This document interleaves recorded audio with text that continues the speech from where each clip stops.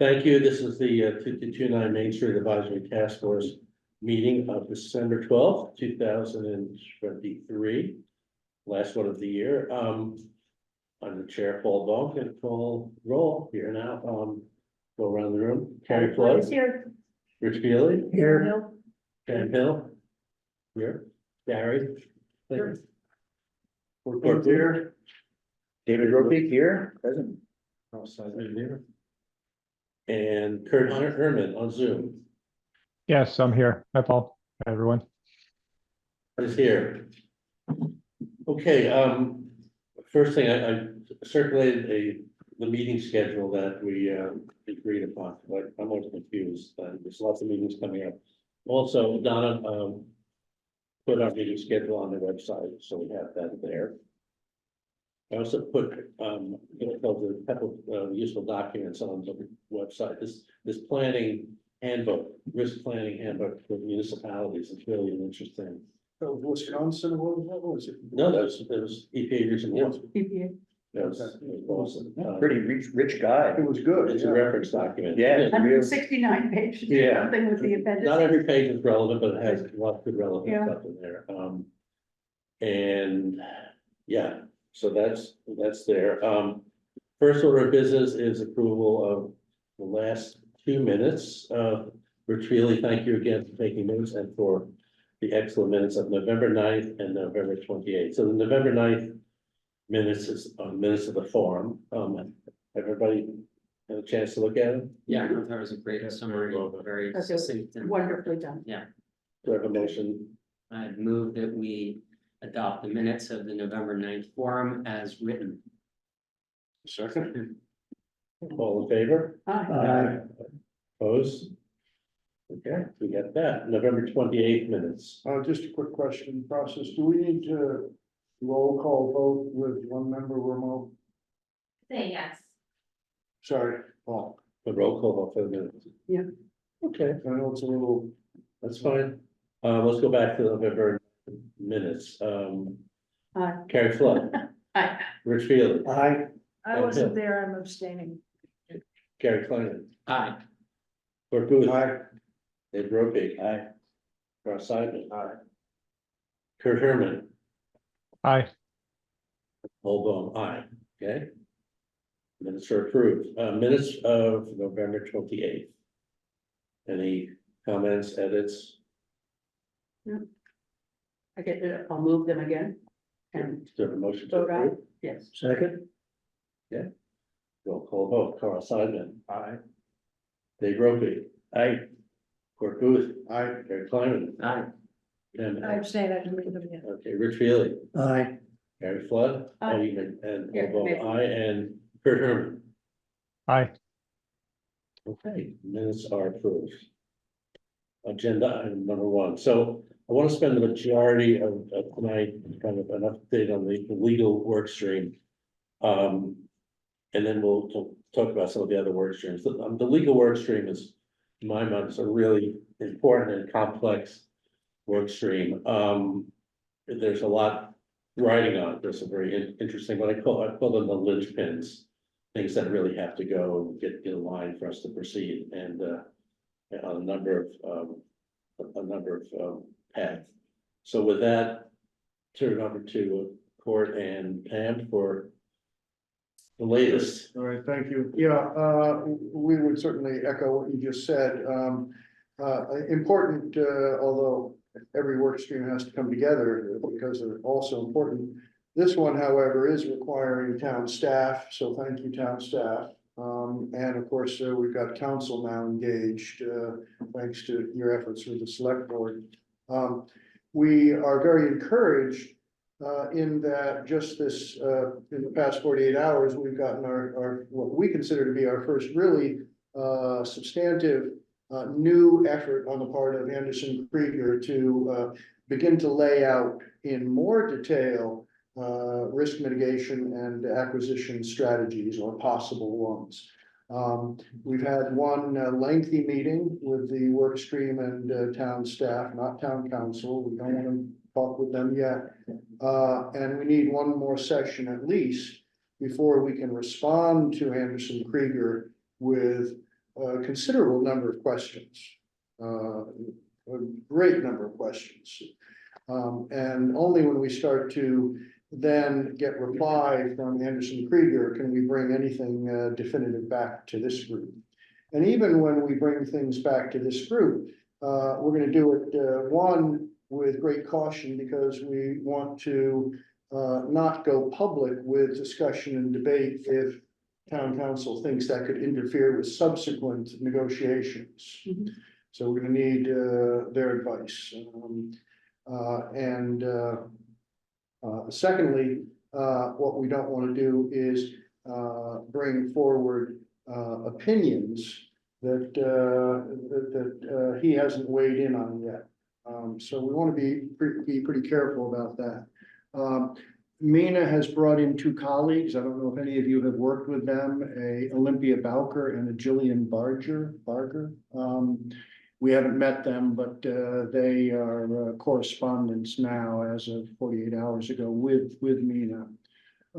We decided to avoid any potential missteps where, for example, I might say something that Mina would then scold me for, to only bring information into the public arena when we reach consensus. Not only Pam and me, but we've asked Chris and Megan to be part of that consideration, as well as Mina. And then we can feel very safe. What is suitable for public dialogue that might relate to strategies that might or might not be executed in the future. What remains a big question for us is how much negotiation or quasi-negotiation or fact-finding on behalf of the town can happen before there is some select board declaration of its hoped for intent, Mhm. and what can happen afterwards or only should happen afterwards. So we see that as this sort of pivotal point. And what lies on either side of that pivotal point is not clear to us at all yet. So we want that defined further. And that's something that, you know, is going to be, I think, explicated by Mina with us in his presence at some point in the not too distant future, you know, that kind of problem. Yeah. Can I ask a question on that point? I wanted to finish. and then- Sure. All right, I'll hold the question. Yeah, hang on to it though, certainly. Yeah. You and this group has talked about layering of different protections on the protection side, not the acquisition side, but the protection side. And honestly, in spite of studying things very, very carefully, we don't have any answers for you tonight as to what is an and what is an or. In terms of layering, because we've had actually conflicting statements about how to layer different kinds of I think protection a clarifying question, you said the protection side versus. versus side. acquisition. What's the difference? In terms of layering. Acquisition is how would a town take ownership? How would it acquire? And exactly from whom would it acquire? Mhm. And what would that process look like? Whereas the protections are protections primarily against future liabilities, future claims, or let's say potential ones. And so there's different ways to afford the town protections, but some of them are pick A or B, and some of them are do A and B and do A first. Now, I'm not being very specific with you here because we don't have what A sounds like or what B sounds like yet. I could tell you what they might be, but I'm not trained in the law and I'd be guessing. So it'd be highly premature to do so, but I just want to give you confidence that we're really engaged in this finally, so I think I'll put it this way. Only this week do I feel that we can ask Mina the right questions and start to pin him down in the way that would give the town comfort about a recommendation. And I would say, just add to that, I mean, I am trained in the law, and I think that we are still working through kind of the murky area of, you know, what piece fits together with what piece, and what does Mina really mean by something, and what would the process really look like. And I think just on a very granular level, what happened in the meeting we had, which was several hours with Chris and Megan, was to go through their draft memo and really comb it for the follow-up questions that have to be asked and answered by Nina. And then with a follow-up, more substantially clear and better articulated memo. So we're at that end of the process. And we do have quite a bias toward relying on written work from Anderson and Krieger. Not conversations. We think we're at the stage where he's done a lot of work, but now it's time to commit. Is it and or is it or? Does A follow B, and so on? And tell us why you're making these commitments, these declarations. And there's been a level of generality that we need to dive down into to get a better sense of what the town's really looking at. I think that we need to work on it. And we also need, I mean, I'm really grateful for the involvement of Chris and Megan, because the town budget process, a lot of things, they offer a lot of good insights that we need. Before you open up for questions, could you remind the task force on the scope of work, that there are 4 tasks? It helps us it helps me kind of focus on the various pieces that we're working on. And because his recent memo kind of provides a few. So it's not my source. So what council is trying to do is see that, one, we have a sound review of the history of the site. That is what it is. Number 2, what are the existing agreements between EPA and others that would impact us? What are the claims and liens on the property? Those are 3 threads that he's working on. I'm not sure that's what you're after. No, it's the task, this first task was the title search, which includes title, who owns it and what the liens are. I think the second task was the liability protections, the mechanism of acquisition. Correct, the various mechanisms, which ones to do and when and how. And then the 3rd or 4th task was sort of the protections after ownership, what are the The legal. IC, the institutional controls and the monitoring and so on. Yeah, perfect. So, And burdens and costs related. yeah, it helps me to think along those lines. About some of the questions, one question I had, my understanding, when you separate acquisition and protections, the mechanism, my understanding for municipalities, the mechanism of acquisition goes hand in hand with the liability protections. How we acquire the site, how a municipality acquires a site immediately gives certain protections. I mean, it all has to be negotiated, the mechanism. So the acquisition protections are kind of closely. Hugely interrelated, yes. Yeah. Oh, yeah. And yet, Mina and I can't speak for anybody else, still see those as 2 parallel tracks that have to work together. Risk avoidance, risk management is one thing, and acquisition strategy is another, even though they're inseparable, agreed. But the protections and the risk management are all if we acquire, right? Because if we don't acquire it, what liabilities or risks or protections do we need? It's not ours. That's another question that we have to answer, and it's not one, but many questions, No. yes, But exactly. that's one of the things I was trying to pick up in reading that very long attachment to this evening's agenda. Going through is what is our risk and our liability if we don't, as a town, acquire it and have that added level of control over it. And then there's another one, which is the town acquires and then sells. Right, And then We you've haven't got another got- set of questions related to that scenario. exactly. Yeah. We are not burrowing into the, what if we don't acquire it and what, like, because we have those liabilities, I guess, Mhm. now, anyway. We are focusing more on, how do we acquire it? And what has to be done to protect us should we acquire it? Right. Which involves a number of kinds of negotiated agreements, et cetera, with with involvement by, and that, as Paul correctly points out, much of those things may occur after the task force makes a recommendation, like we will, because they'll go on into the future, perhaps. We haven't really closed on that issue as well either, I don't think. And so the protections and the risk management is all within the umbrella of if we acquire. Yes, Yeah, I think the Makes legal work stream was really focused on, can we acquire the site? Yeah. If things don't fall into place, if those answers are no, or they're not positive, or advantageous for the town, as I characterize them, then plan B is we tell the select board, in our opinion, we can't acquire the site for these reasons.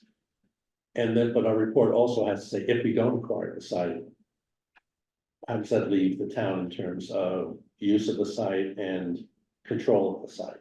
and what? And with that control, it comes to liabilities, I don't, you know, but, Paul, so, how do you, I don't think we're looking at that. no. And you don't expect us to look at that. No, so Yeah. I think the legal work has to come to the point where.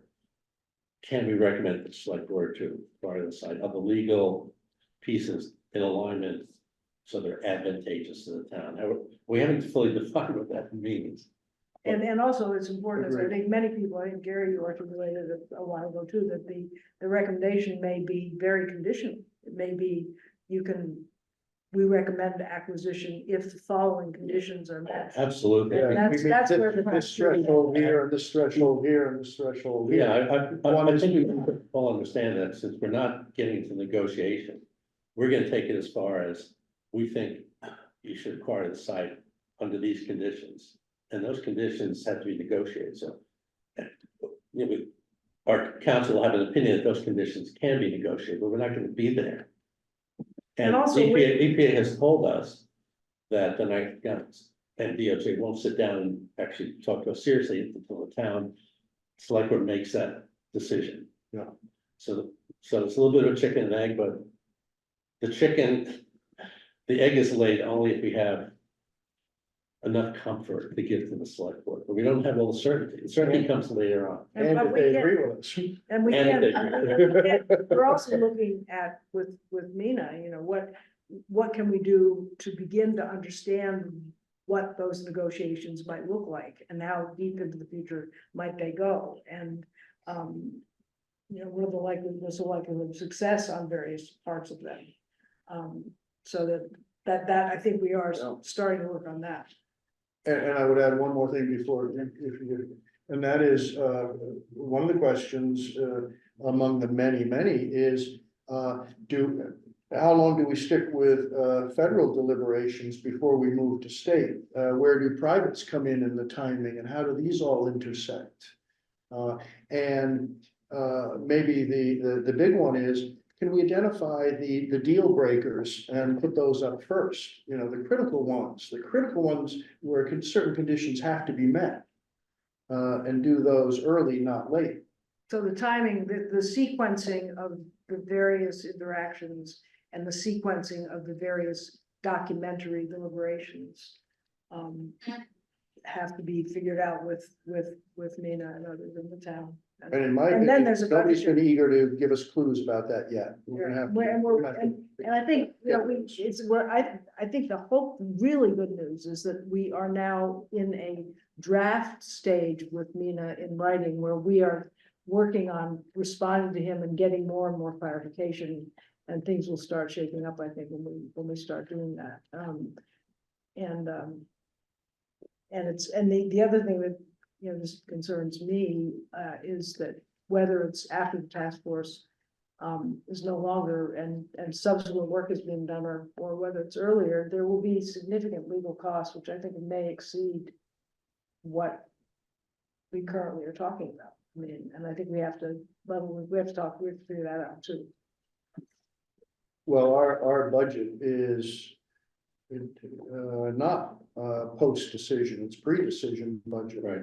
Yeah, but the, It's but so- the, Negotiations aren't in there. Yeah. And that's gonna take a significant effort and could take time. and it's something. that- You know, my opinion, I think that things can be aligned so the negotiations aren't protracted for decades. But, you know, the decisions made, they can be done in years, my opinion. It's not like we're adverse parties, you know, litigating, we're parties at least on the governmental side, that are cooperating. We don't know about the private side fully yet, so. True, but I'm no expert on this by a long shot, but in more than one private, public, or public to public negotiation that I've been involved in, when we're at the conceptual level, things are easy. When we're at the abstract level, things are easy. When we're at the hypothetical, things are easy. And then as soon as people sit down on the opposite side of the table and it goes formal, relationships can change dramatically. And maybe it's not adversarial at that point, but it sure does feel different. Also, it's When the important. pen's in the checkbook. Yes, It's important to know there's a sort of, exactly. there's this legal concept called the unitary government idea, that, you know, we're all in it together, in the Defense Department and EPA, everybody loves everybody, we all are part of the same idea. It often is not the case, and there is often negotiation in Superfund sites with parts of the defense arena that are not, where people are not on the same page, where people have different points of view. And that can happen with the AG's office, it can happen. Sure. So so it's not just a love fest where we're all pulling the same Yeah. oar, and we have to be, and that's what we have to be somewhat careful about, this is not assume that there will not be different points of view and different interests that take shape, as you say, and as you get closer and closer to. Okay, we're getting way down the road on this, and then, you know, I mean, I choose to be optimistic, I could be totally wrong, but let me, I see some hands raised, but I want to go around the task force first and field questions, and did you? Yeah, it's on the point we were just talking about. So as we are trying to learn what we need to know to advise the select board. You alluded in your early remarks that I tried to interrupt, forgive me, to are there possible informal talks, negotiations, shapings? So my first question, and there's a related one, is do we have the authority to do that? Is that within our purview? That, what is that? That we're talking with the owners or the intermediaries or whoever we're gonna buy it from and all of that. Do we have, you know, what authority do we have to do any of that kind of hint, subtle? You were alluding to negotiations, and that's what I'm trying to sound you out. And I'll give you my answer. My answer, I don't know, Pam would, I think you'll have a different way to express it. My answer is because we don't know, we've decided nothing happens without consensus among those 5 parties. We've got And- town staff in the room, we've got task force in the room, we've got town council in the room, and only then can we decide some strategic move, and you know about it. Otherwise, no, there's not gonna be anything casual. We can't negotiate in. That's what, that would be my, No, we can't negotiate. these subtle positionings, I would see that as That would be my answer too. that- in our charge. We are meaningful parts of this whole thing are gonna be negotiated probably by lawyers. Right. And not, it won't be, and there won't be, and informal interactions to kind of tease things out, I think would be ill-conceived. Because we have to be satisfied and comfortable with staff force, that we have enough information that are confident to make a recommendation. Yes. We're not negotiating, we have to get enough information with Mina's help and with our own, look, we have found out with informal conversations with EPA today, dating back to our reuse task force, that they're willing to sit down and talk about the federal levy. Good information. Is that the result? No. But should we be able to find out other information with Mina's help or even without it? Sure. This was my second question, my Sure. follow-up As question. long as we're careful about it, you're careful about it. I wouldn't go knocking on Citizens Bank door and say, hey, what about that lead? Right, Right, because you know, right. So I've clarified the first point in my mind, and thank you, Pam. The second point is to the issue that you raised about how the negotiations are likely to go and what the we know the EPA is eager to be helpful and so forth, but there are other parties, right? I guess we're still clarifying cleanly who owns it and who's going to be selling it. That's Mina's one of those things he's looking up, right? So I would think that we could advise the select board more intelligently if we could gather information, as you put it, or intelligence or whatever, on the probable perspectives of parties. Yeah, I mean, I think that's right, and I think there can be, with Mina's assistance, some movement towards discussions with, let's even say, a couple of lawyers at the Justice Department about, the town of Concord is now, but it would have to be choreographed in a way that was carefully bounded and was probably lawyer to lawyer in the case of the Justice Department. I mean, I think there are some things that we might be able to tease out. I mean, in terms of how long something will take. I mean, I'm fascinated by the question of how long would it take to get a covenant not to sue right now? I mean, I don't know. And also, we just say, we believe, I'm not speaking out of turn, that Mina is making good progress on the private side as well. Fact finding, getting information. Okay, Pam and Court are querying Mina to get clarifications. But it's not that they're sitting back and waiting on, he's working on that side as well. Because that information is publicly available. A lot of it, and you just gotta dig. Yes, that his colleagues are digging to find out the status of these liens. Obviously, that part, I was talking beyond that to what Pam was alluding to, which is, where's your head at on this kind of thing? The perspectives that we're likely to encounter in the parties that the select board would be negotiating with. So we have some information that you alluded to about the EPA. It would seem to me that the other parties that would be involved, it would be helpful information to have similar. I think it would be very helpful to start to understand how this is all gonna play out with the big parties, which are the Justice Department, the AG's office, EPA. How is this all is it gonna be a walk in the park and people just wanna get on with it? I think would be very useful to find out. Yeah, what that's sounding out. I would feel comfortable as an advisor to the select board, being able to give them some intelligence in addition to what the EPA. And I just want to say, I have made that point with Mina. I think that's one of the things we want to find out is what is, and how you do that though is very important. You don't just get on the phone with Kara and think that everything is going to be, you just can't do that. And so that's part of what we will be discovering with Mina's help. Thank you. Yeah, can you clarify, we're using the word negotiation. And can you clarify what you expect the town to be negotiating with these parties are? Because my understanding is that there isn't really an owner deciding, so what we're talking about is, at least with the federal agencies, is negotiation of the settlement of the liens. And perhaps negotiation of what type of liability protections or covenants not pursue or things like that. Yeah. And that's what, Yeah. that's what You we're have it, negotiating. Yeah. Yeah, Yes, okay, exactly. that's it. Yeah. There probably aren't, well, there's no owner, the title search is bankrupt on, but there are potential lien holders that the liens may still be out there, others may be disappeared. So the town council may have to negotiate with those lien holders at some point, we don't know that yet. And we said the bankruptcy piece of this is fascinating, I think, because that occurred. There was a bankruptcy negotiation and in bankruptcy, certain liability protections occurred too. I mean, you all know about that stuff. I mean, we haven't really, I encountered that for the first time, I think, in that memo. On the matter of Terry, I'll call you in a minute. Okay.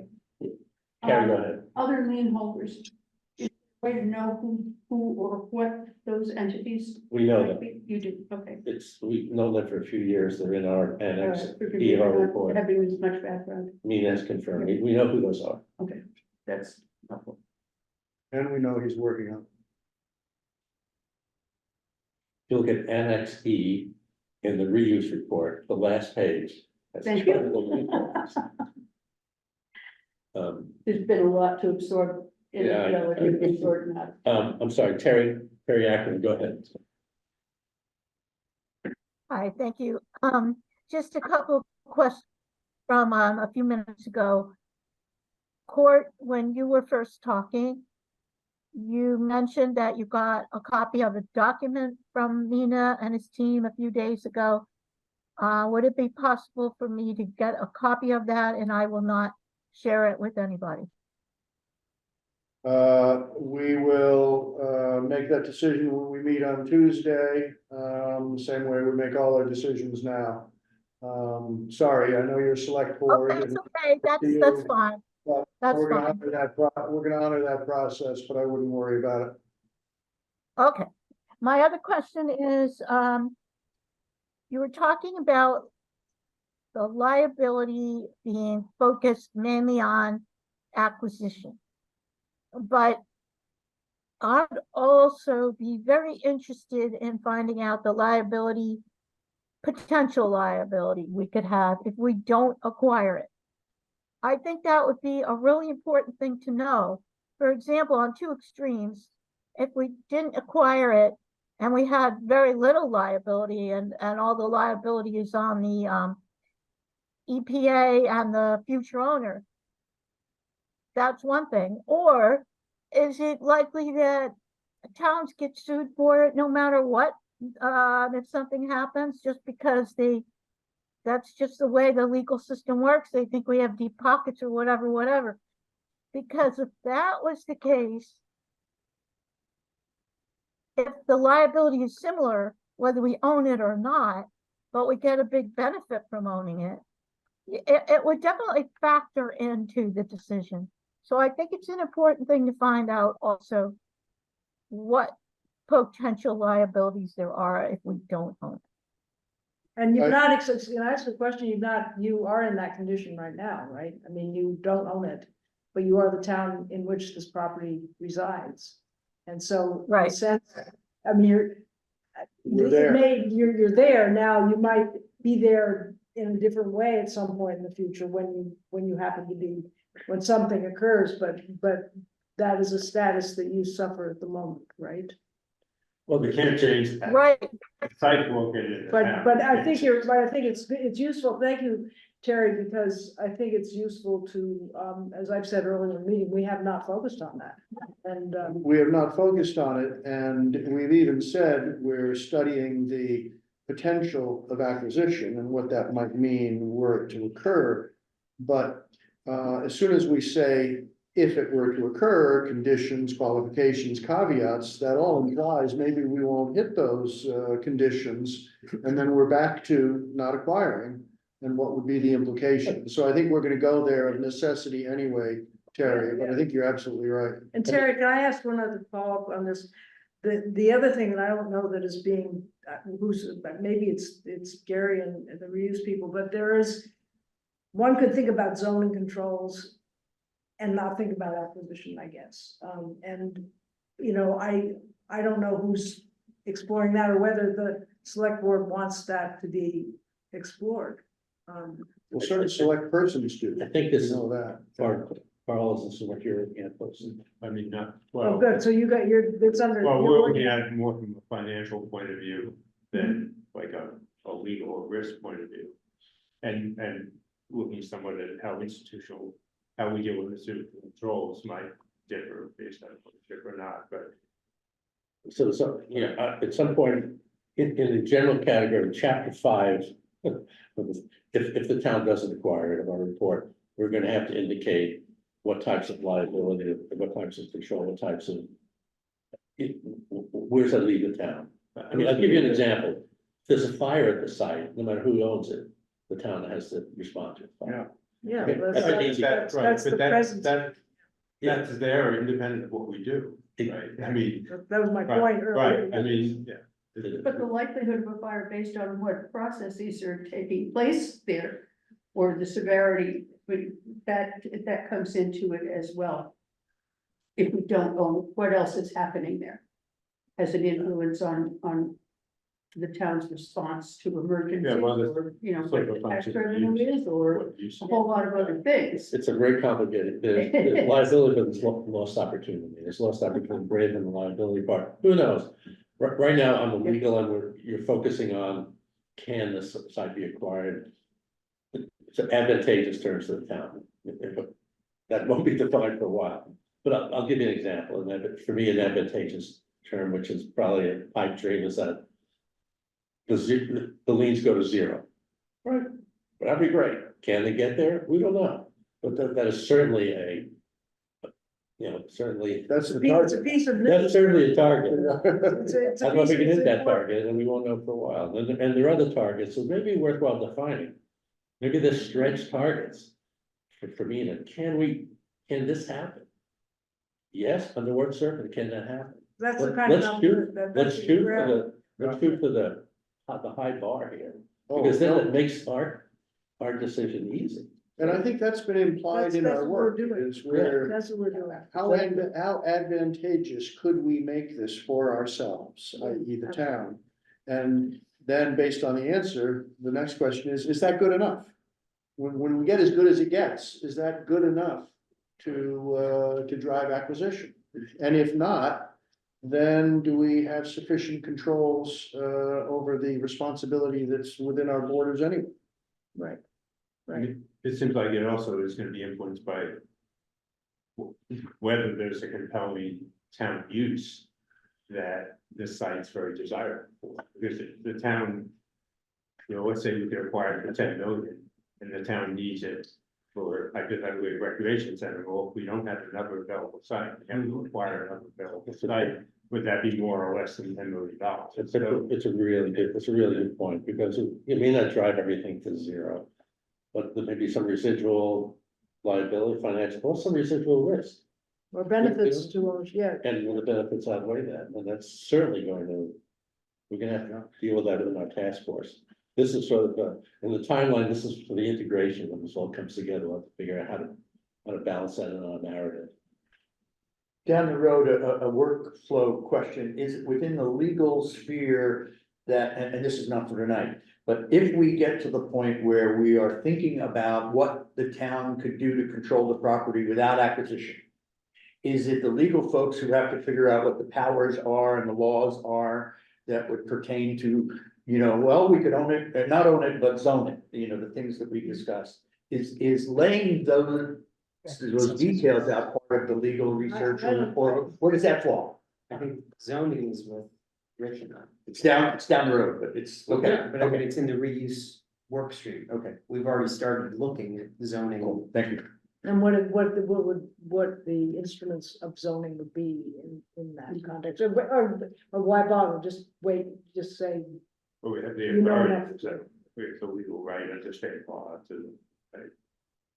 Sure, I mean, Yeah. towns, Right. zone, Right. we know how the planning board works, so we know how to zone. yes, you're the right. And so That's great. But deciding on how to zone is, like the legal question, a big complicated. And you still But have to imagine take you're this town doing meeting it. to accept You're doing that? the zone. You're doing it. So when we had presented a long time ago, our work stream theory of change, we had talked about starting broadly with all zoning options that are allowed in the town of Concord on the table. Mhm. And then doing the research that we're doing now to inform how to narrow the zoning down. So we come back after we do the risk assessment integration and after we do the economic integration and legal integration, all of that to bring all of this research to bear on an eventual zoning package in the case of acquisition or in the case of non-acquisition, that would be something that we would hope could go to town meeting in parallel with a warrant article about acquisition. Yeah. So that you wouldn't acquire and then have to spend 3 years figuring out how to zone it. The idea would be to put them Together. Yeah, this is that was linked. that's what I was getting to, whether it's in there that's being worked on that will be part of our report, good. I imagine the planning board will want a separate process. Yeah. before. And when we met with the planning department, that was made clear, yes. So we're really getting all the interdependencies that is. Yes, I just want to go on record here that the issue of whether this decision has to go in front of town meeting as a warrant article, or the town has to be briefed by the select board at a public hearing, that hasn't been resolved yet. Because the existing warrant article authorizing the select board to acquire the site does not speak to a warrant article, it speaks to a public hearing. But Understood, and not all things Okay, are driven yeah. by requirements. But on, Maybe. at our public forum, that issue came up, it was asked, and town council said, it depends on what the acquisition looks like at the time, so that decision hasn't been made yet.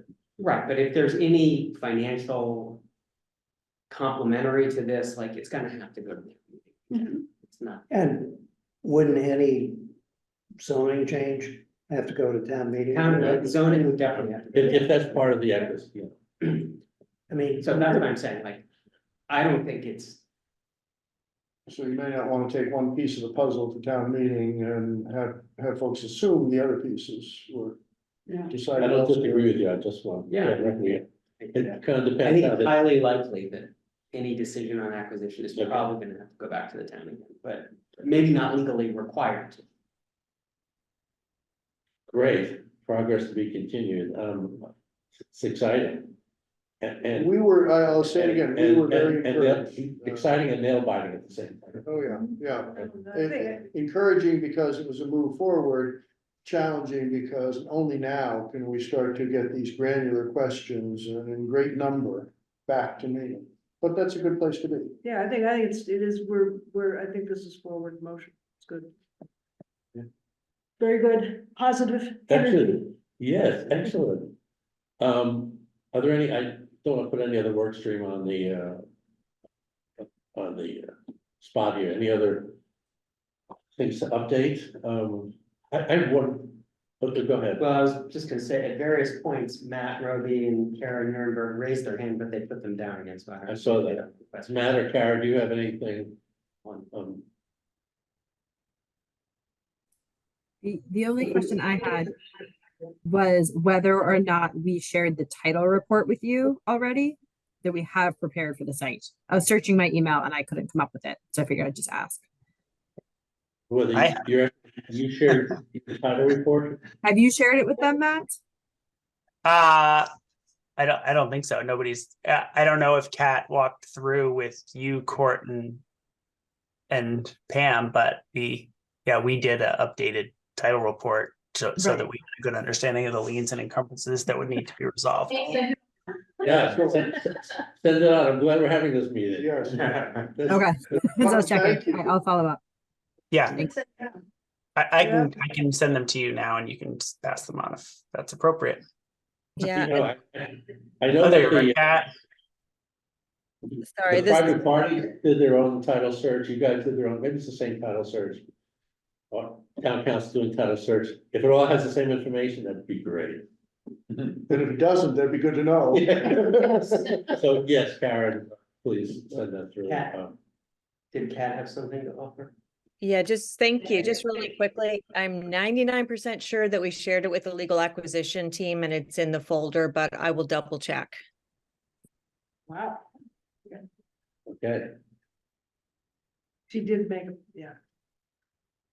All right, My all right. earlier question was already answered, I think, by your conversation that there would be consensus among the legal work stream and town staff, town executive staff, regarding whether or not initial pre-decisional conversations with agencies like DOJ and the AG's office and EPA may be appropriate at this stage prior to making a recommendation. And that was going to be my question, whether those conversations were likely to happen under this task force's tenure or whether they would all only happen after. And I know that there's a lot of deliberation around it, but I think I think it's an important thing to consider, and I think it got resolved, so I put my hand down. well, let me, I'm not gonna answer your question, but to answer your question, I'm gonna ask Kara a question, because I think in one of our last meetings, we kind of asked this question, sort of, are continued informal discussions appropriate or warranted? And I think, Kara, you said the select board needs to make a decision to acquire, and then we can have serious discussions, but can there be informal discussions between now and then? With, whether- forgive me, but with whom? Well, yeah, With informal with whom? With whom, by By- whom, how in terms of far? like And that's lawyers, not lawyers? actually information we'd like to have and talk to town council about that. If you think that informal conversations would advance things, shorten negotiations, we'd like to know that with whom, and then the legal stream could talk about that with with town staff and with the town council and see how to do that. And I think Because- the legal, I mean, I think town council will have to advise us too as to whether or not we agree with. Yeah. With the recommendation to meet with X or Y. The more information we have to make this recommendation, the better. So the more richness you can provide into what we've already talked with EPA about, that'd be great. Yeah, I mean, I can talk to our attorney again. I know that, she was clear that there would not be any kind of detailed conversations that could happen until, or any detailed negotiations, I should put it that way, until there's a more kind of finite plan. They don't, they don't want to start kind of showing their cards and committing themselves to something if there's not a plan of action. That's clear. But one question I know that the legal work stream had is, how would this play out? I mean, who does negotiations take place with? As a question, if the town wants to proceed, that's not a negotiation, that's more information. Right, and so Right, and that that would be- is, we need to decide what is a negotiation, what is information sharing, because clearly. Absolutely. Negotiating stance is not something. Well, that's what I just asked, is information sharing. Who would we negotiate with Well, I mean, at the time? Exactly, so yeah, I mean, they will decide what is we- appropriate. yeah, I mean, I can give you an off the cuff right now about some of it, but I don't think we want to do that. Right. So. Right. Okay. Well, and that I responded to that email. So Sarah Meeks is our EPA attorney would be involved, and then Addie Fisk at DOJ would be the two parties that we would have to have involved kind of right away in this process.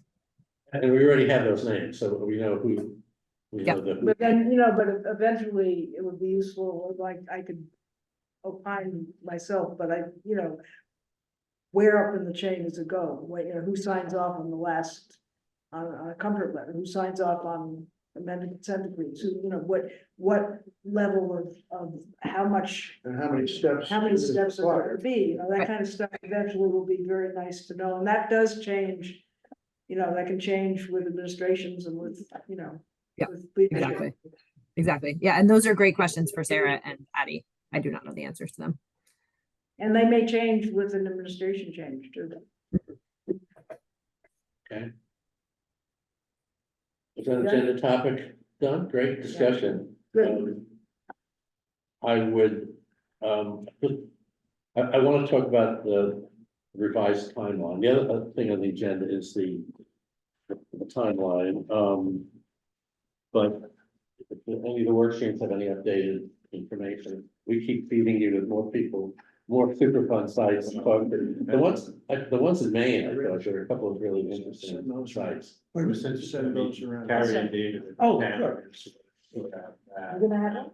Well, wait till. I'd Wait till meet it's- with Megan to start talking about the institutional control issues, and then we have a meeting in January. Development team, town departments on some of the other issues. So are you comfortable, Perry and Pam, that we have the full list to discuss as to who proceeds how with that interrogation? I think we still need to discuss who's doing what sites, but. That's what I was saying. Is the list ready to have that conversation? Is the list done? Is the list done for now so that we can have the conversation of divvying it up? You would want to add a whole lot of things to that list that we kind of looked at and said didn't really apply to our sites. But But, and yeah. you can see the interesting points that you raised. On the other hand, how much time do we have to look closely at things that on the surface didn't look as relevant as some of the others in terms of circumstance and condition and size, et cetera, all the stuff that we Did you did. share those couple of sites in Maine? Some of them were fascinating, I'm not sure. but I don't know. Did you just A send? few days ago. Okay. I went outside of Massachusetts and I looked at other sites that were maybe more appropriate. I found a couple of sites in Maine that maybe worth exploring. I looked at them, I got one. I don't know. When we talk, we can. Yeah, we haven't okay. had a discussion yet about which or We can how coordinate we doing that. might split them up. But did anybody actually have any more questions that they wanted us to ask? Oh, very good look. Oh, I didn't really look. On one list that I saw, the actual nature of the hazard, the contaminants or whatever, wasn't abundantly clear. Am I right on one of That them? might be a good, I'm not, the question is, we might be able to find that out. We can, it's in And most of the yeah, files, yeah. for the sites, for the sites that are on the list, we have a very general description and we have resources to go to find out more about it. But some of them say volatiles and some of them say asbestos and some of them say, yes. Okay. There's more there. Okay.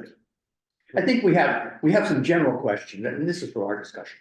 We have some general questions in addition to those that you've done, like, give us an idea of what this was all like, very relationship, how did the relationships go? Give us some wisdom if you can about, I think this is one of your questions broadly. If you were doing this again, what would you do differently? How did the town's people react to the idea of reusing a contaminated site? That's gonna be an issue for us. That's me thinking the risk stuff, right? We don't want housing for those people who are, poor people shouldn't be stuck with the hazardous waste site, that moral question. There are questions that these communities can give us some guidance on. They don't all match our site. But in addition to your questions, we'll. Yeah, we went through this a little bit in, between, Carrie and Pam and I just think you have to be careful. Separating out an opinion of someone you happen to be interviewing. That may not be reflective of the process, so it's just, I think. Asking people, well, what was the town's view of an issue, well, there are a lot of different views in the town, so I just think you have to be careful about. What's actual factual information we're collecting and what's opinion that may or may not accurately reflect what we're trying. One of the things that we'll have to do, I would suggest, is, and this is kind of, well, in my mind, standard operating procedure for something like this is. Do some homework on who the right sources, better sources would be, and cross-reference that, not just one. Yeah. One of You the know, things and who was here when, there's this play reporter basically on the verifiability, but you're right. I mean, it's a lot of work on a lot of sites if that's Yeah, what you're proposing to do, so it's something to think about how, when you're going over that site list. Of how much time and effort you want to put in it and which ones are the most valuable at that level. What I was gonna say is that I have spent some time reading town reports and committee reports from the town's website from years ago. Concord? But, no, in this case, Walpole, Okay. but in actually finding a person that's the appropriate one to speak to about it. Is it somebody who was there? And did they have an axe to grind on one side or the other? That's a different matter. And talking to people, who are living with the consequences of the decision that was made 10 years ago. Is yet another, and asking people to look back, we have on our list, are there things that you would have done differently? Are there questions you would have asked? In retrospect, that weren't taken into account. What do you know now that you didn't know then? Yes, yeah. So David, most of the sites that That's you all. mentioned Bob Seger's. aren't actually municipal owned sites. They're sites where there's a big industrial or commercial presence. And there's some little small park on the edge of it, the way when the Thoreau Club builds the Thoreau Club, they give a little area to the town as a buffer environmental, trail zone or something like that. And I was actually kind of wondering why you came up with those. Well, the Nyanza site, national community was heavily involved in figuring out what to do with the site and talking that all through. The GE site in Pittsfield, which is a monster, of course, it's an industrial site.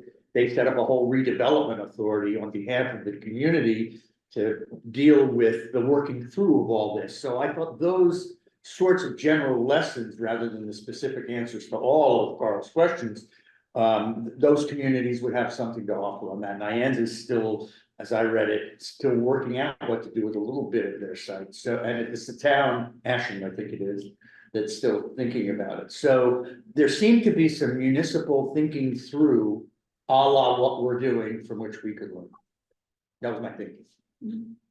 And again, if you haven't seen those couple of sites in Maine that I pulled out. Yeah. The reason why, I don't know if you saw those, because the sites in Maine were about the same size of our site. And there were municipal uses, and they had to deal with when cleanup was completed to start their reuse. I think those are, I don't know, Matt, if you're familiar with any of those in Maine, but there are a couple of interesting sites there.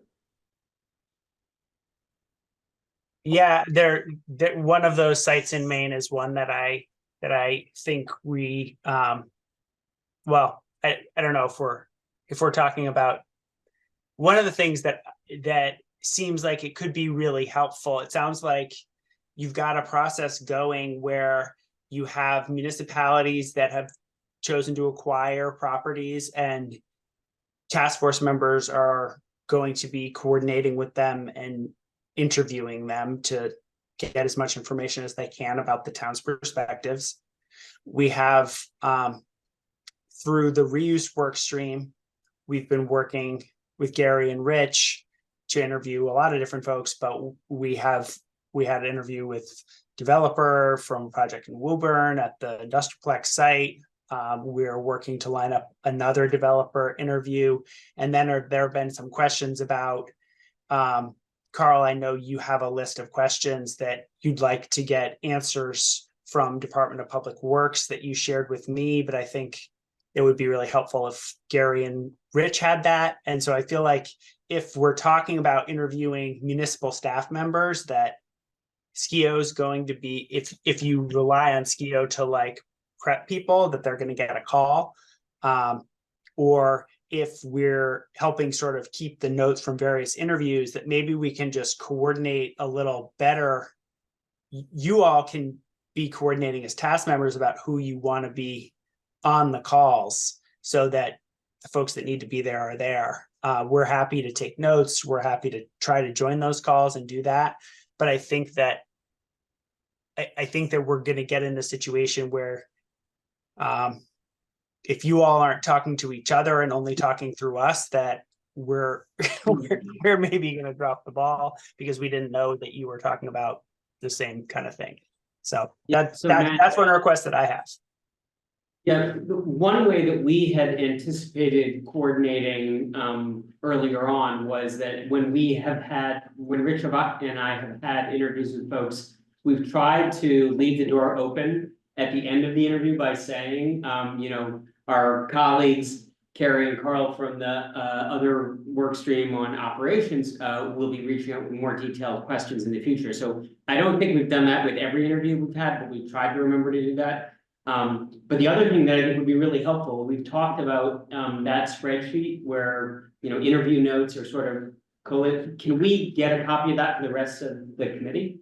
I don't know what the status of it is now, but we've been sort of handing them off to, I think, Sophie. So I don't know if we can get that, in a spreadsheet form that we could distribute. The ones that the reuse group has done already? Yeah, I think it'd be helpful for the whole Yeah. committee to see what we've already done, so that. I think it'd be good protocol. Yeah, so we have a spreadsheet set up with your notes from all of the notes from all of the interviews. Is that what you want to share, or do you want to share a summary of all that?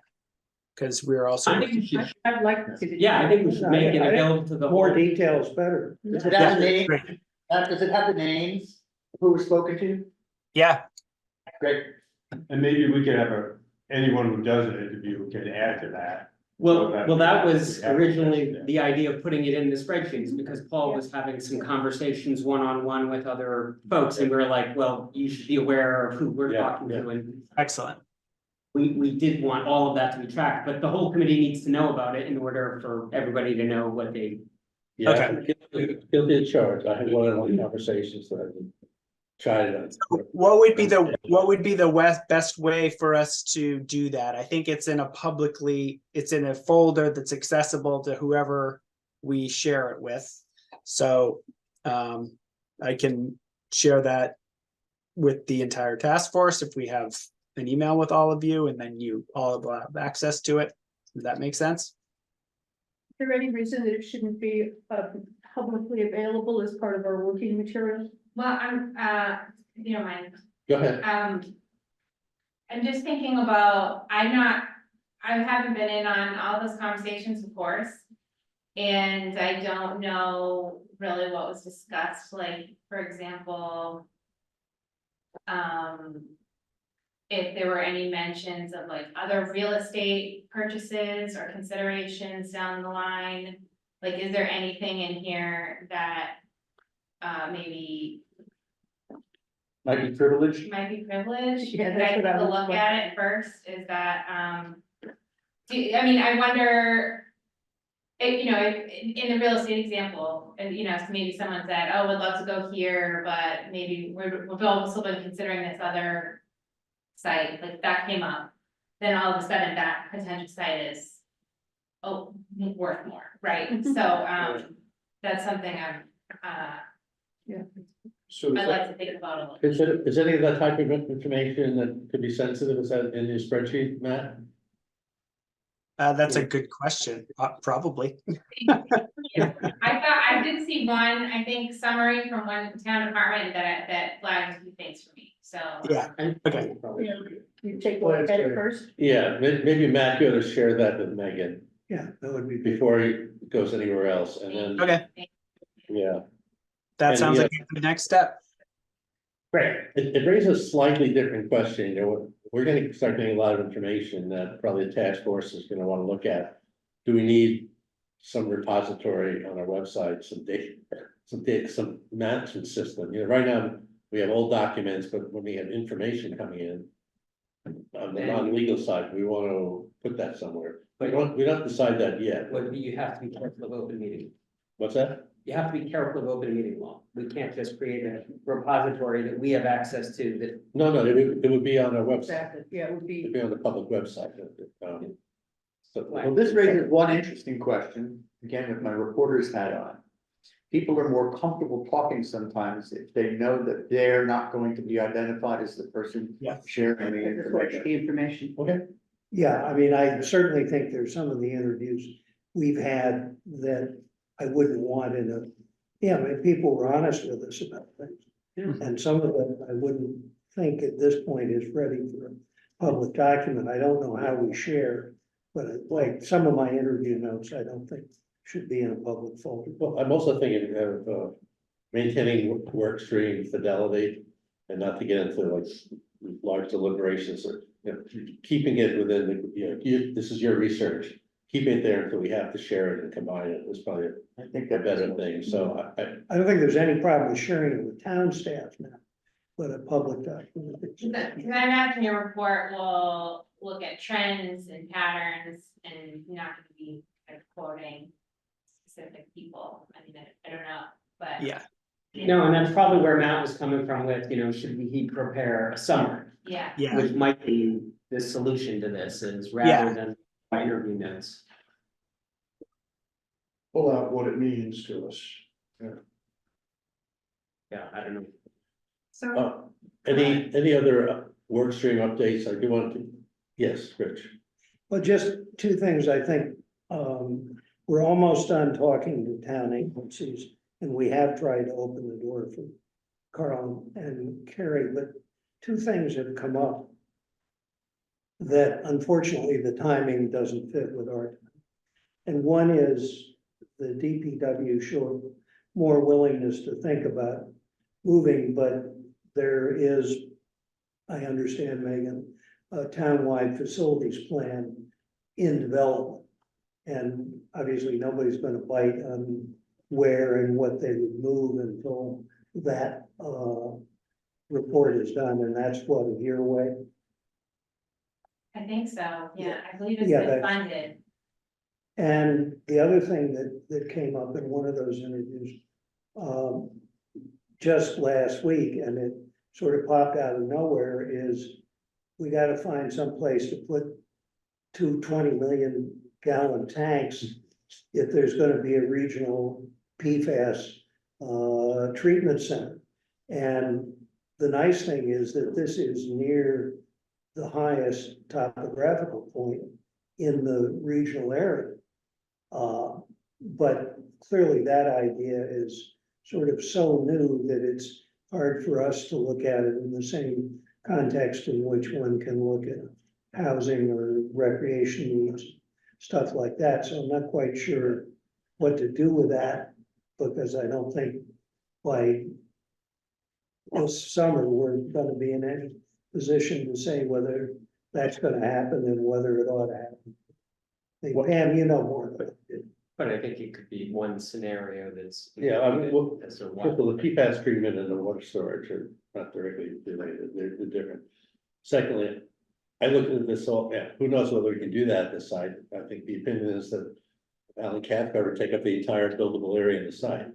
Alan Maybe- said that, but the site, the other sites that are 20 million gallon tanks, which is what we're talking about, is just tanks for water on the NWRA system, Yeah. are actually about 3.5 acres. Yeah. They're not that big. So, Yeah, things are happening in town, and maybe something gonna pop out would be the most beneficial use that's different from what we're thinking right now. So all this is good. This, you know, it's in play, and at some point, we're gonna have to put it on paper, which leads me to hopefully the final thing I want to discuss at the meeting, and that's the document you love to hate, which is the timeline. And let me just say, the reason why this is important, why it's on my mind, is because I'm thinking, you know, there's a lot of good work being done, but this is gonna have to come together at some point. And this is different from the last time I did this, because I moved a few dates around. I also added one row here, Kurt, and that's Rue's findings, because it struck me their findings, which I think they have a report due in June. But we're gonna need their findings probably before June in some preliminary way to integrate, you know, to the reuse. Yeah, we certainly do. option. So I don't know where, I just put an X there for Rue's fund, but we have to figure out how they fit into the timeline. But I'm still thinking that the first quarter of next year aspirationally is when we get all the research done here, and we'd be in a position to start integrating things. And this big yellow star here is when I thought the task force would vote on some recommendation. At some point, we have to know what we're doing, what our recommendations, we're gonna have to vote what we're recommending, and maybe it's, and we have to vote on it before we write the report, right? So that's why all these X's and stars and lines are on here. And yes, it may be ambitious, but I'm still pointing to submitting a report as the select board wanted it. I think as we go into the early part of next year, we'll see how feasible this is to stick in that timeline, or whether we may need more time. So there's a little bit of tweak on this, but still the elements are there. Again, I'd just like you to think about this. Is there something missing? Is there something that we need to consider? Because I think we're going to have to. Yeah, we're talking about work streams now, and you notice we're starting to talk about integration and overlap and dependencies. Clearly, the reuse work stream is dependent on the risk work stream, because we hear that there are a couple of areas that are too risky or unsafe. Those are off limits. I don't think that's gonna happen, but that's an example.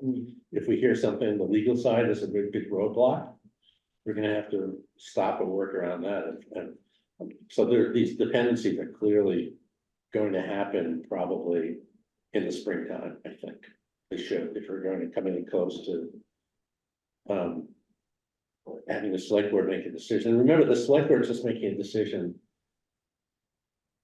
to move towards acquisition, but it's not acquired at that point. And we've talked about years of planning and negotiation that are going to happen after that, so that in 2028, when the EPA is done with cleanup, optimally we're in a position, if we acquire, to do something at the site. So that's why I've stuck this timeline thus far until something else, says this is radically wrong. Terry's raising her hand. Terry. Hi, thank you. So I'm actually a big fan of this chart, Paul. I love it. Thank you. Maybe not everybody does, but I love it.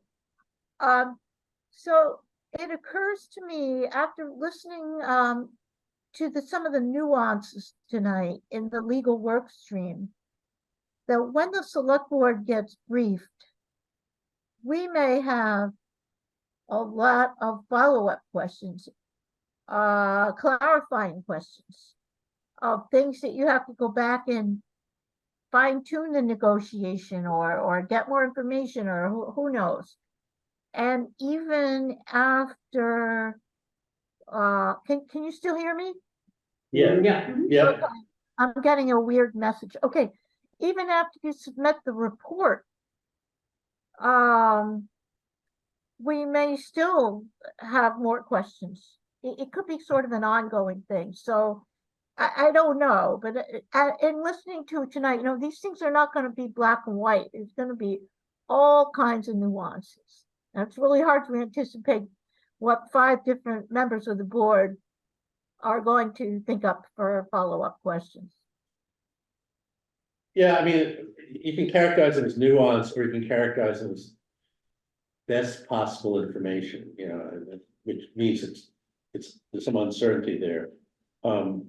But I do think, I put the select board briefing on here, and I don't know, I think that has to occur before we submit a report. I think, Definitely. select board, when that, and we want to be done at the right time, so we really have something definitive to say. Right.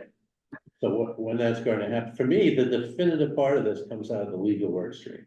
Because I think that's, yes, there are economics and there are risk issues, and certainly, but yeah, I think there has to be a point where we tell the select board, this looks like a go, or this looks like not no go for some reason. That, I think that's an important pivot point. And I don't know if that's, and it probably has to occur in the late spring, early summer, around that point. I don't think You it's said going to initial legal findings, excuse me, I'm my sorry. reading is right. Initial legal findings are marked, right? Well, that's sort of Wish list or- to us. Yeah. To us, so we can get our act together to brief the select board after that, whether it's a month after that. And look, they're slopping all these points. I'm just saying, these are things we have to think about when they occur. That but the briefing of the select board, I think. It largely hinges on the legal work stream and possibly on the risk part of this, if we find out that there's some area of the site that's off limits or something like that. I don't know, but clearly that is an important point. Which has to occur after we know everything, which is this research in the first quarter. So, And you're waiting for the new select board to be seated here. we are, the new select board gets seated when, Terry? Right July? after town meeting? No, Town meeting. So May. your date is accurate here. yeah, so actually there's an educational component, there's also a briefing component too, and I don't know, challenging. Anyway, we'll keep on working on this.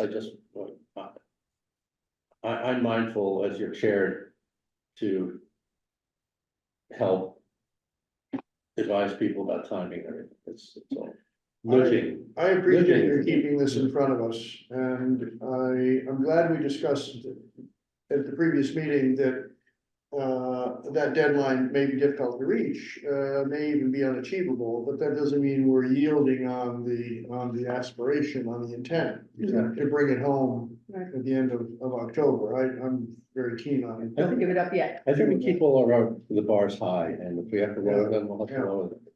We'll know if we hit it. I mean, it depends on what we're, it depends on Are what we gonna you're. have any more information in 2 more months that will change what we recommend? I mean, maybe we know as much as we know, I think it and within a depends. reasonable amount of time. Okay. I think it depends on what we decide is a recommendation. Is a recommendation with, back to Gary's earlier statements last time we met, a recommendation with significant conditions and significant future action. And some considerable uncertainty about some parts of the legal picture, which there may be, or is a recommendation, something. The easiest probably maybe the inaccurate way of thinking it, but this is a binary recommendation. Acquired with certain terms and caveats and provisions or not. And then I think that's That's sort of. What if you have, like in the legal stuff, you're gonna have, I think the idea lately is there'll be subsequent significant negotiations on significant parts of the certainty. I mean, Yeah. they're gonna be, Well- then they're gonna be, and those things are gonna happen in the future. Well, that's the, They may not turn out the way we want them that's to. exactly, but exactly what I'm saying. Yeah, We so make a so it's recommendation. not binary. So. Well, it is binary in a sense. Try. Look at what we get. Try. We make the recommendation pursuant to these conditions Yeah, or not. exactly, yeah, but That's the conditions binary. themselves, yeah, that's binary, but inside the conditions is a tremendous Yes. amount of uncertainty. It's, yes, absolutely. And that uncertainty, I think, means that we try to articulate for the select board, what does an optimal solution or set of solutions look like? And what in our estimation would be a minimally acceptable, because the reality may be somewhere in the middle. I think that's right. There's gonna be elaboration around these things. It's not gonna be pure black and white. Exactly, yeah. Acquire for $1 million. It's gonna be, you know, if you can acquire it at a price below X, you might be able to afford to put Y. If you can't acquire it at that price, you might wanna think about Well, Z. If you can resolve the federal lien, if you can resolve it, Exactly, that's right. if you can resolve the $21 million federal lien under the conditions that is acceptable to the town and EPA, and there's a lot, we don't know what those are yet, so. There, I think we're in agreement, but I think it's very useful to keep thinking about the conditions, and what is our comfort level of making a recommendation? We probably don't know what exactly that is right now, but we're gonna have to converge on. Yeah, I think during that integration period, we can formulate some, I would say it's likely to be a set of scenarios, not, I know you're driving towards one outcome that we all would. Well, it's an outcome with surrounded by conditions and the optimism, Yeah. we are all agreeing on the same thing, we're just saying it. you know, I don't wanna sound like an old lady here, but I kinda am. But there are a lot of parcels that the town owns and uses for something today. That is not what they had in mind when they acquired it 50 years ago or 100 years ago, or it was just part of the deal. You know, it has a lot to do, I think, with the potential, the range of uses that might be workable in a location over the long term. And not necessarily, to your point, Rich, with the public works, you know, thinking maybe that would be a great place for them, maybe they would like to move, but we're not gonna know that by No. June 30th. That's really important. I mean, I'm just thinking things like, you know, the light plant and solar or wind, you know, the evolving situation with our understanding of what we want to do well, things are gonna be very different potentially, economically as well as, yeah, I mean, you're right, that's really important. So what you're saying, I think, is not only think about use or application, think about capacity and potential. Capacity, Potentially, yes, based on the characteristics of the land. The cleanup, that's something that's for the foreseeable future. But who knows what might be identified somewhere else 50 years from now. So many communities have solved So I don't wanna get too Paul, far off I the think track, but While I think we do wanna think about capacity and potential and comment on that, I think Paul's.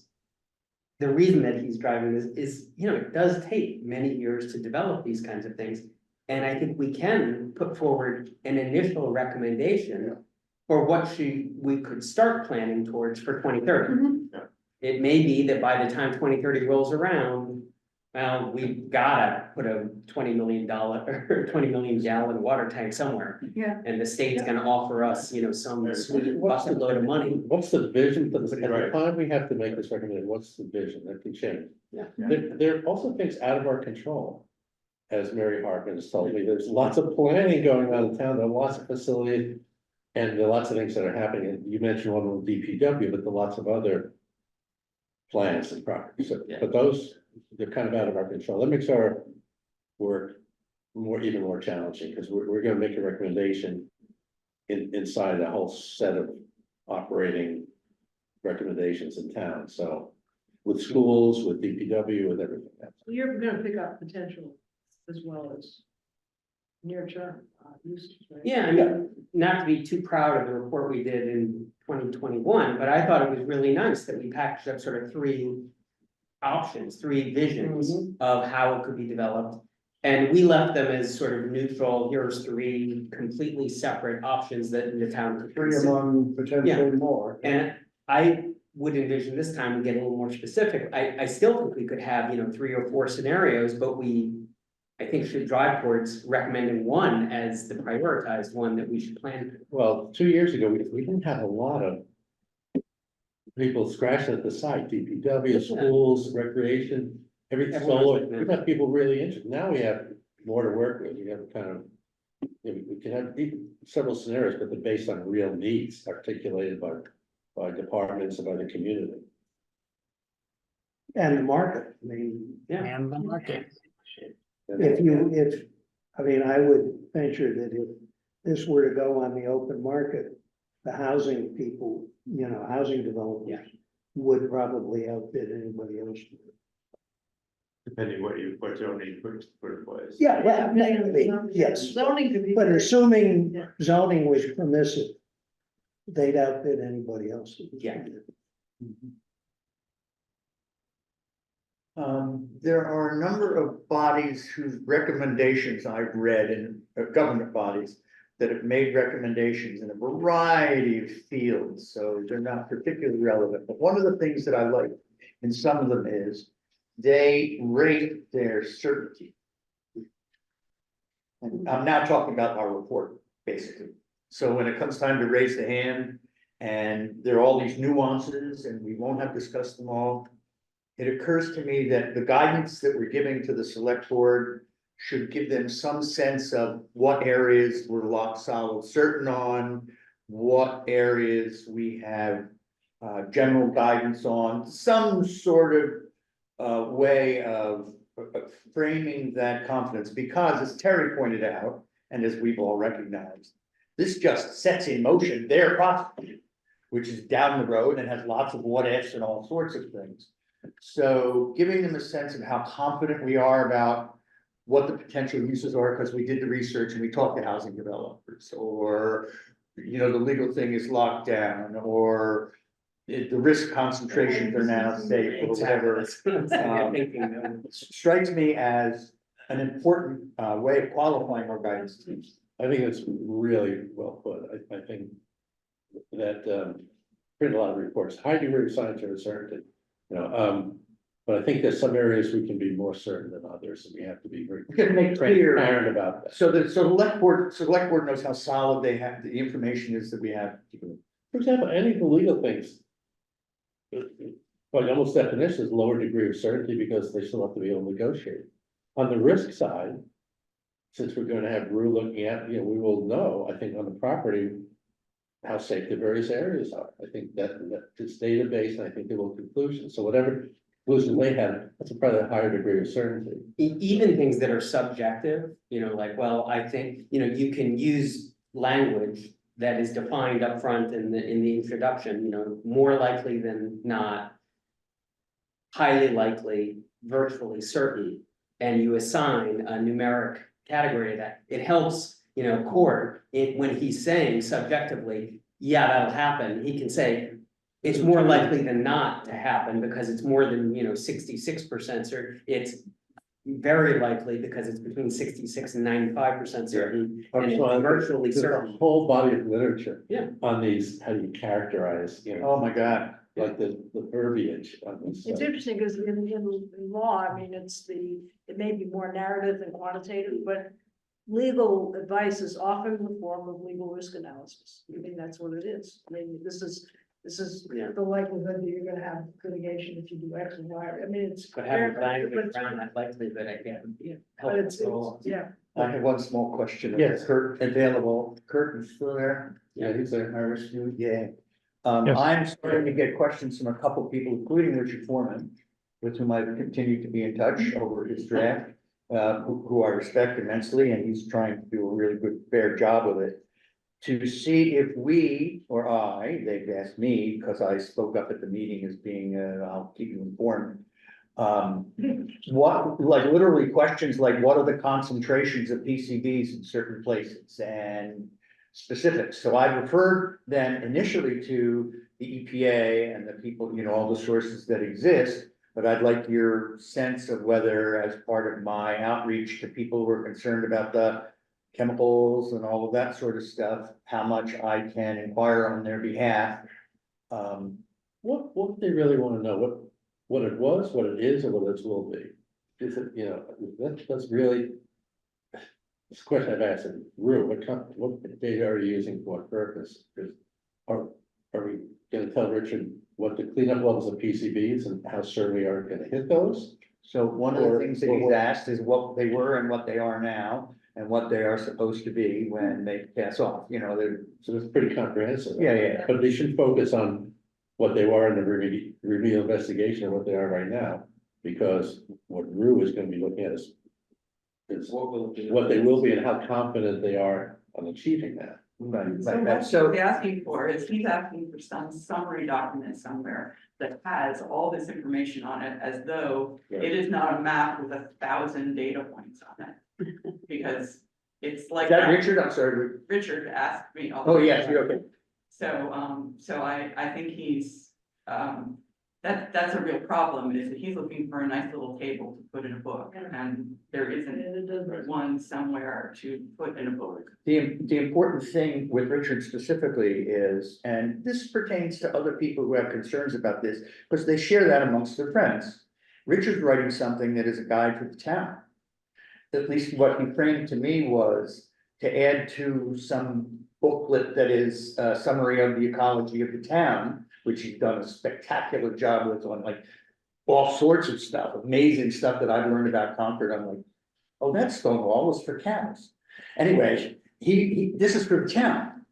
So when you refer to a book, it's not some nebulous thing, it's some thing that will help inform folks who have an interest in that aspect of things. So that's why I would like to be active in helping him answer his questions, and there are a couple other people, and the other people are asking me nebulous sorts of questions. One of them was at the meeting November 9th, like, how safe is it going to be? Those sorts of general questions, but they're risk questions, and I don't want to leave them hanging and not show them respect for their concern and answer it somehow.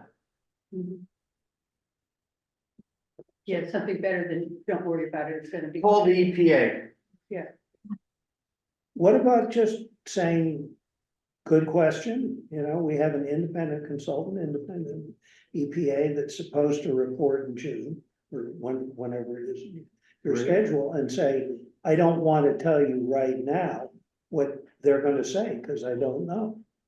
Oh, well, that's a good suggestion, and that's where I started, of course, but it's Yeah, but not satisfactory to somebody who has worry in their belly. But I think, wouldn't also really we have, think that's a good question. We are not the repositories of all of this very highly technical information. I think that's the right answer, actually. I think you or me aspiring to be able to carry around a knowledge about the site that is probably way beyond us is something to be avoided. But I Kurt think- can. And so Yeah, that's Well, why. I think, Yeah, it hurts. Try me, bud. yeah, my suggestion is that we try to point them back to the right sources of information that they can look into it themselves. So looking at the remedial investigation, the risk assessment, all the elements of the administrative record, but I don't think we want to interpret it for them or do their own due diligence. If they're really looking to understand the data, I think we can help guide them to where it is and what it means, but I don't think we want to do the work that they're looking to do themselves. That's exactly right. There is more data available about this parcel of land than just about any other place in Concord at this point, I would guess, but. Right. The two sources of information, not this password. It's the 2229 Main Street Oversight Committee, is looking at digesting this data for how many years? And then it's the Maximus and EPA. Cause they have, you know, I bet you they have summaries of each operating unit and each, cause they have to know that. They're making that data every day. They have a very granular. Right, so what, for example, when Richard called, I said, well, there's the EPA data. If you wanna know about concentrations now and where they're headed, call Bruce, call the Madisons. Yeah. Right, so that's what I've been doing. I just wanted to let you all know that I'm getting questions about parts per million concern, which are gonna become, learning from the Warner's Pond issue, Yeah. more urgent when this becomes an action as opposed to a bunch of people sitting around. I think incumbent upon this task force, if any of us are asked this question, to find out, is it what it's now, is it what it was, or what it's going to be, and point people to what it's going to be when the site is reused. But that's a problem because what it's going to be is theoretically this residential standard. That's what it's going to be, and you can say that about the risk. But about the concentrations, it's a big map full of numbers, and the people who are asking don't actually want to do that kind of refined. That's correct, and they won't know what the numbers mean. They'll see, and Richard's piece was about this, and he's a fine academic and scientist, but he showed a generalist's understanding of risk. He talked about the presence of 34 or 36 bulging contaminants. And without knowing more about how you're exposed and what the parts per million were and are and so forth, it's very easy data to misunderstand and be alarmed by. That's my concern. I agree with that, but It's not our job. okay. I mean, we're not writing. And that's how we can help you here. I mean, Well, I'm not sure whether it's my or our job to do it. That's why I put this on the table. But at the moment, the town sees us as looking into that on their behalf. And David, I'm happy to join you. Can I say something? But I think that Pam Rockwell had a really good point, and that I think that the committee members should feel comfortable saying things like, yes, EPA's cleanup plan is to clean up the majority of the site to a residential cleanup standard. That's a really important talking point. And if the task force isn't communicating that, and I understand that you're having an independent risk assessment undertaken, but all of the cleanup and all of the money that's being spent at this site is all under those assumptions of that risk assessment and all of this design work. And you may do this risk assessment to get your own comfort with making a recommendation, but that's not going to change the way the site's cleaned up. You're still going to have to decide whether to live with it or not. And most former industrial sites that are in this setting don't get a residential cleanup. And so I think that's an important point. And I think if those talking points were getting across to people, you might not have to cut through some of all of this. I think those are really key things. And I would be emphasizing those if I were you. Yeah, Whether you think that makes you feel like you're advocating too hard for one position or not, this is a bomber cleanup. but I think Kurt, I would love to hear your further thoughts, if you don't mind, I mean. Or are you? In what regards, Pam? I just didn't, are you with Matt on that? Yeah, is that your view too, that we should be leading with clean up to a residential standard and very uncommon that this would happen and it's the, I mean, how would you? I just endorse, would you have? Yeah.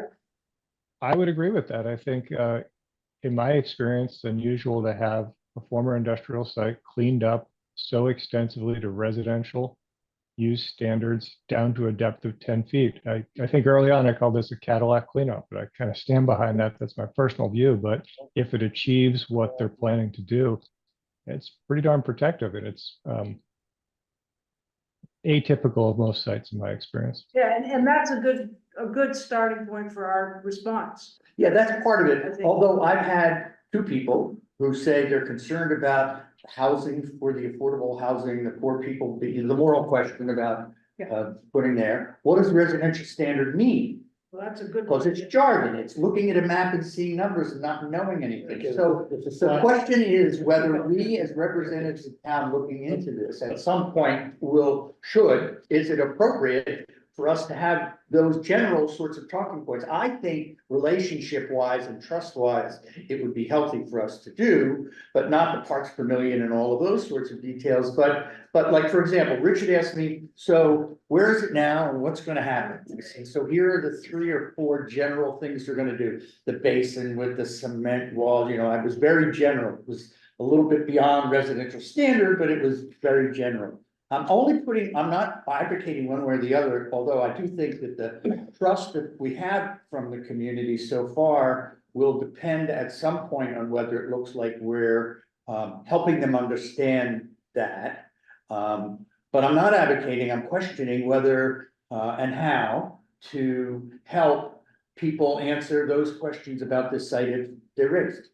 Well, I think Matt's statement has agreed with Kurt, I agree with that. Yeah. It's really to talk about what the site is going to look like when it's reused. I agree.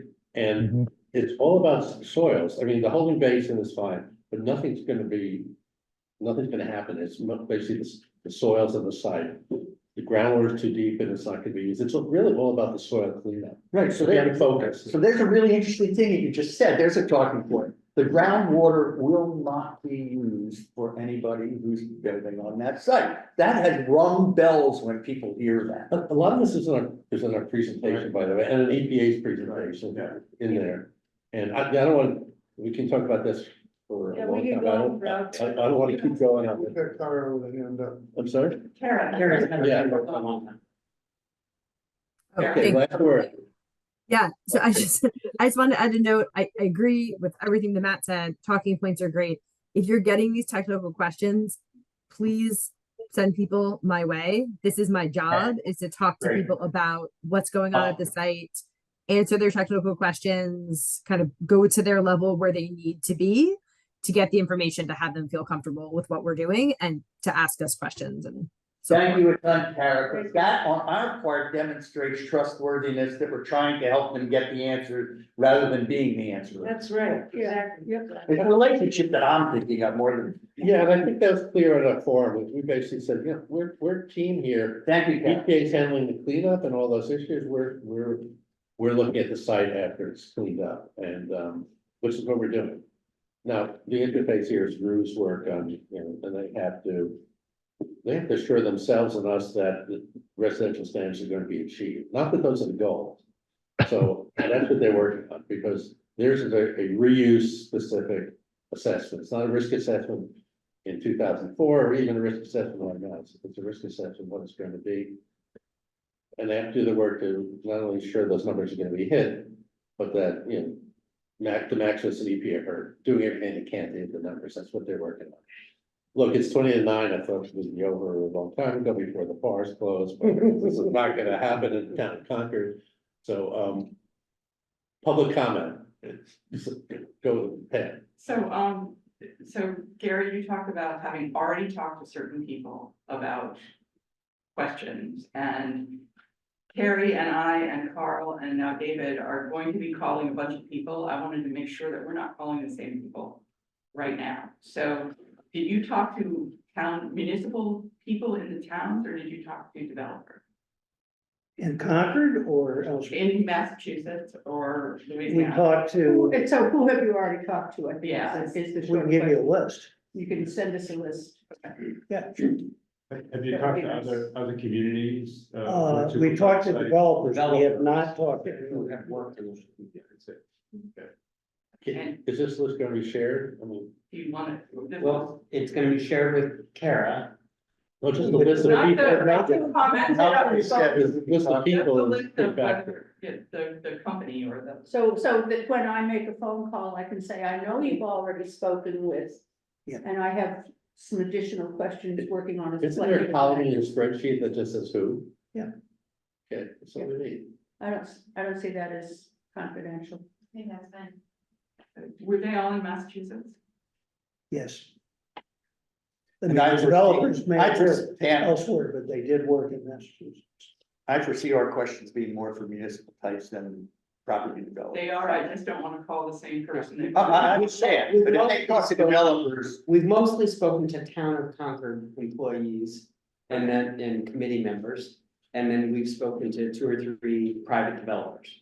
So we're, Okay, so you're not gonna have a problem if we're calling up. If they're up to 4, we got one more. yeah, Okay, before we adjourn, just one request, so we have the meeting scheduled here next on January 9th. I really would like to know what you would like to put on the agenda. I could do these agendas all the time. But if the things that you want to talk about, either in the work stream or coordination between work streams or specific topic within the work stream, please let me know before I put the agenda together, or else I'll kind of keep it pretty general. At this point, it's more or less updates unless something specific comes up. But please do let me know. I think this meeting exceeded my expectations, both in terms of time and content and substance. you just had a beer on your mind from 6 o'clock in the morning, man. Well, I will say it exceeded mine too. What's exceeded yours? Oh. Thank you. No, this You don't is, know how much it means. this has been, I really mean it. Okay, thank you. See, well, good things, it works out at the end. It's a miracle, but somehow we're exact. Okay, any last comments? If not, okay, meeting adjourned. Happy holidays all. Happy holidays, happy new year, you guys are doing great.